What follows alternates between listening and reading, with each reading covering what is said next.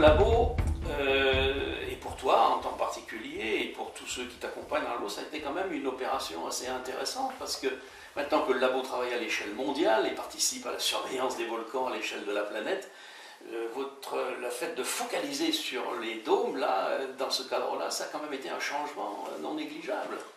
Pour certains d'entre vous, au moins. Oui, non, il ne faut pas parler... Enfin, le labo, c'est une chose. Et les individus, c'en est une autre.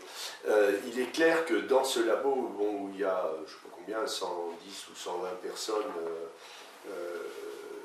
aller trouver 3 individus qui vont se consacrer à ça, ce n'est pas tout le labo. Bien sûr. Hein, il faut faire quand même la part des choses. Mais c'est la structure qui est intéressée. Et ce qui est intéressant pour le labo, c'est quand même, qu'on le voit, c'est l'intégration, comment dire, on dirait à la portée des radars du labo, enfin ces champs auxquels il pense.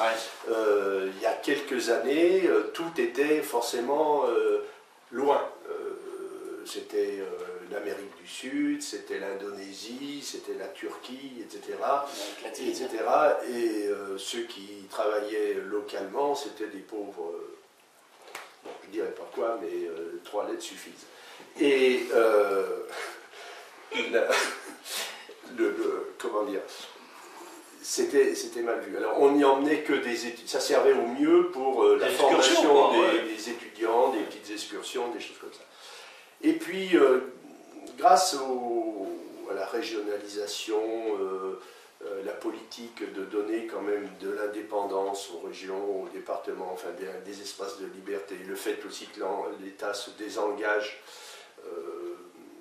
du financement, parce que, par exemple, travailler, je disais le labo, mais pas seulement le labo, faire une demande de financement dans les années 80, au CNRS pour travailler sur le Puy-de-Dôme, mais on disait non, mais ça va pas, c'est à côté de chez vous. C'est pas sérieux. C'est pas sérieux, ça ressemble à rien. Alors qu'on demandait n'importe quoi pour aller aux Antilles ou ailleurs, là ça marchait nettement mieux. Bon.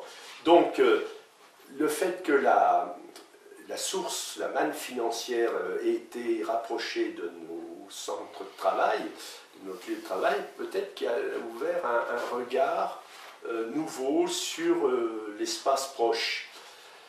D'autre part, il y a quelque chose auquel j'ai été très sensible, c'est que, à titre personnel, j'ai toujours souffert de ne pas être médecin. Je déteste la médecine. Mais il y avait le côté aide directe à son prochain. Un médecin, c'est le prototype de celui qui sauve, qui vient aider, dont on ne met pas en doute l'activité scientifique au service de l'homme. Moi, étant géologue, volcanologue, enfin, je n'étais même pas ça, j'étudie l'évolution des magmas dans des gamelles au laboratoire, etc. Ça se passe à 100 km de profondeur, 25 km de profondeur, franchement, ça... en quoi ça pouvait bien sauver mon prochain? Donc là, j'avais une frustration de mon métier, que mon métier ne me...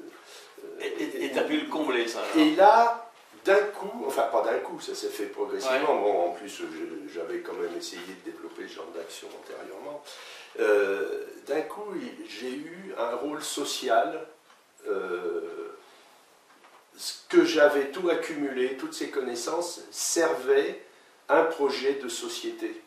Et là, je suis comblé. Je suis comblé. Et ça, c'est fantastique. C'est fantastique. Donc, et le laboratoire, maintenant, il a cette vision locale, et de fait, il a, de façon consciente, maintenant, il a aussi cette vue.